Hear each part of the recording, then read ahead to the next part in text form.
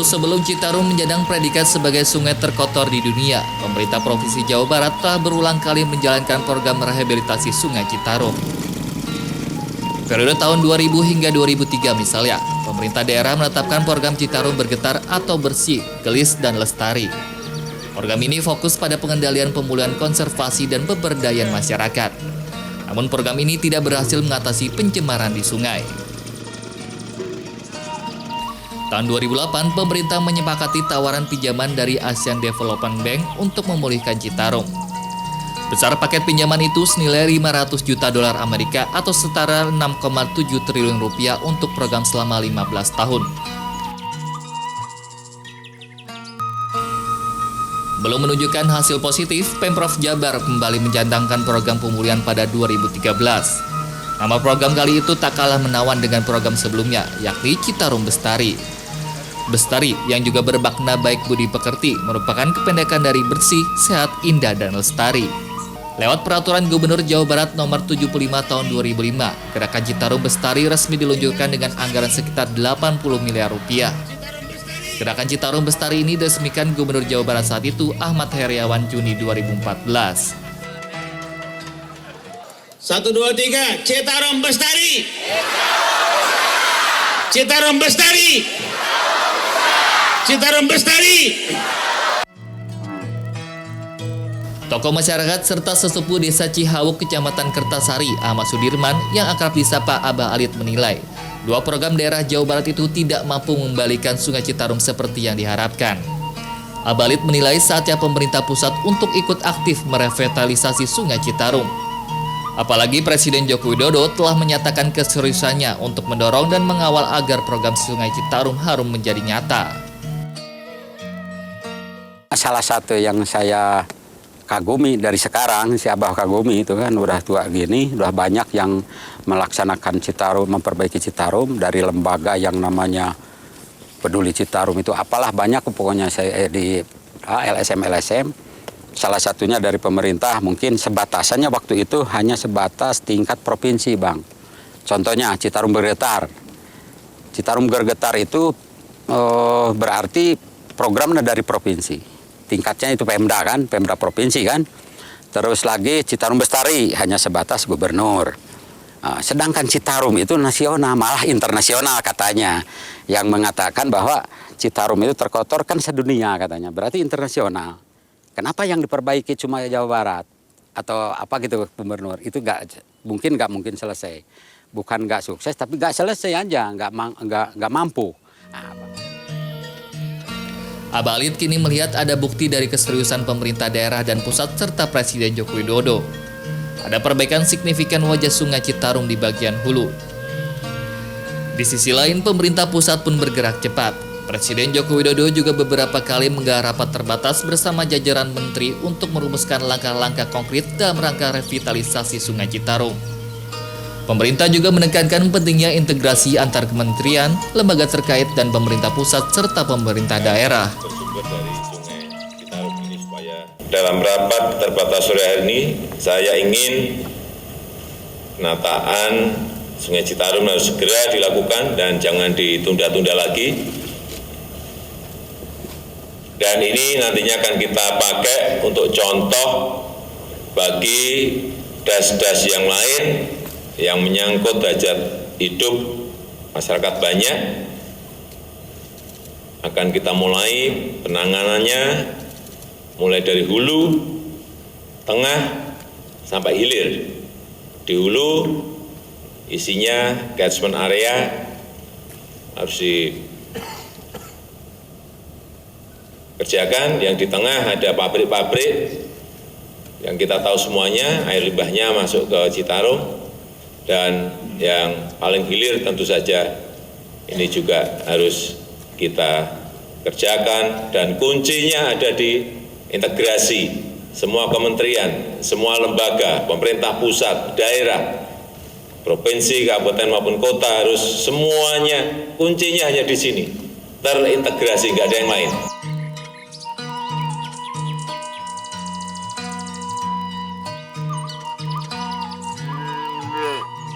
Khusus untuk TNI, keterlibatannya dalam program Citarum Harum dilakukan secara masif dan terstruktur sehingga diharapkan membawa hasil berbeda dibanding program-program sebelumnya yang belum optimal.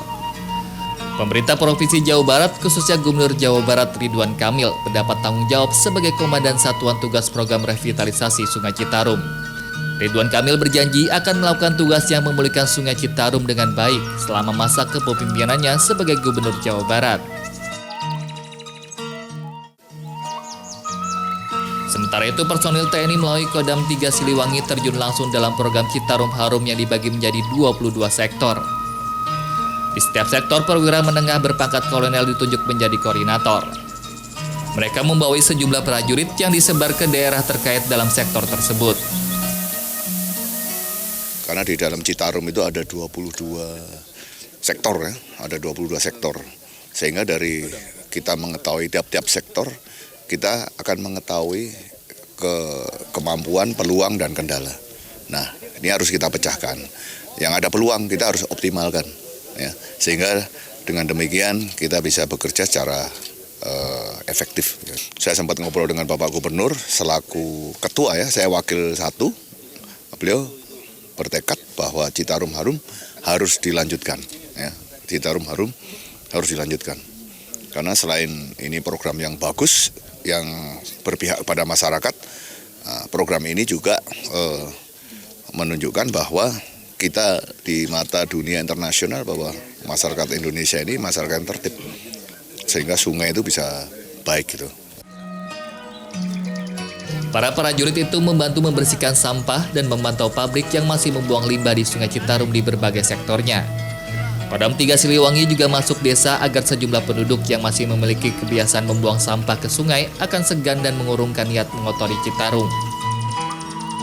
Citarum ini bagian dari kelanjutan program-program Citarum yang udah digagas sejak tahun 2015, 2016, 2017 dengan istilah Citarum Bergetar, Citarum Bestari, Citarum-Citarum yang lainnya. Nah, pada saat itu 2017, di akhir 2017 Pak Doni Munardo menjadi Pangdam 3 Siliwangi, kemudian juga pada saat itu Menko Maritim melihat bahwa Sungai Citarum ini progres sejauh mana, dihadapkan lagi dengan ada sebuah predikat terhadap Sungai Citarum, Citarum terkotor di dunia yang menjadi fenomen istilahnya viral, hoax. Turunlah waktu itu Menko Maritim, Pangdamnya adalah Maijen Doni Munardo, merubah polanya, metodenya, yang tadinya Citarum Bestari ataupun program-program Citarum ini hanya dilakukan di akhir bulan, pada saat bulan Juni sampai akhir tahun, tapi Pak Doni rubah semuanya harus tidur di pinggir sungai prajuritnya, dan di sana dievaluasi kenapa Citarum pada saat di akhir 2017 itu belum bisa bergerak, belum bisa kelihatan perubahan signifikannya, adalah dikarenakan masing-masing masih sektoral. Sehingga pada saat itu kesepakatan seluruhnya kita sosialisasi, didatangkan seluruh warga Jawa Barat dan pengamat-pengamat lingkungan semua yang ada di daerah di wilayah Jawa Barat dan Indonesia ini untuk berkontribusi kepada Citarum ini. Maka dibuatlah program Citarum Harum ini yang mulai sekarang udah digulirkan secara bersama-sama, dan pada saat bulan Maret keluar peraturan presidennya itu. Turun tangannya pemerintah pusat dalam program revitalisasi Sungai Citarum bertajuk Citarum Harum diharapkan dapat mempercepat proses penggalian Sungai Citarum sebagaimana mestinya. Keseriusan pemerintah pusat akan program revitalisasi Sungai Citarum terlihat saat Presiden Joko Widodo meninjau hulu Sungai Citarum di situ Cisanti, Kecamatan Kertasari, Kabupaten Bandung, Februari 2018. Dalam tinjauannya saat itu, Presiden Jokowi menyatakan program revitalisasi Citarum merupakan pekerjaan besar yang membutuhkan kerjasama dengan berbagai pihak. Presiden menargetkan program revitalisasi Sungai Citarum akan rampung 7 tahun mulai dari hulu hingga hilir, terhitung sejak bulan Februari 2018. Periode 6 bulan pertama program Citarum Harum ditujukan untuk sosialisasi sekaligus penegakan hukum terhadap industri penghasil limbah yang bandel.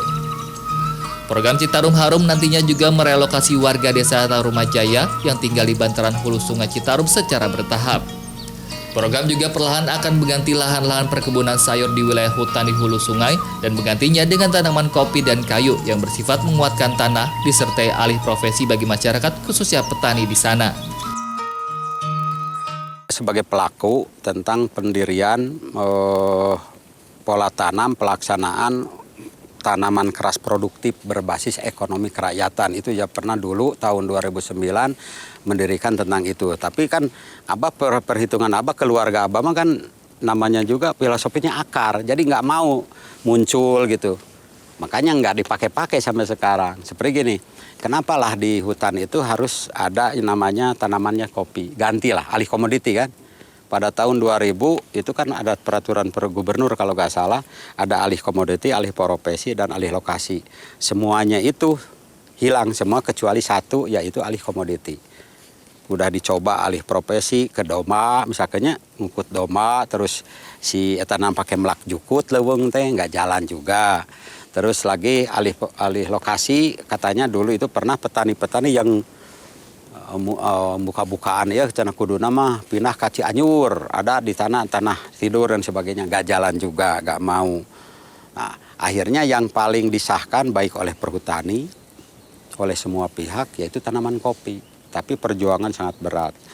Itu alhamdulillah sekarang kelihatannya sebahagian lah, masih belum tuntas juga, masih kene hitungan-hitungan si masyarakat itu masih nggak rasa kene rugi, cenah deuk dahar kumaha lamun mah kopi gitu. Selain pemerintah pusat dan daerah, program Citarum Harum juga mendapat bantuan kerjasama dari pihak swasta, lembaga swadaya masyarakat, serta para aktivis lingkungan. Mereka pun kini membantu mencarikan ide dan gagasan serta kerja nyata sebagai bentuk solusi revitalisasi Sungai Citarum.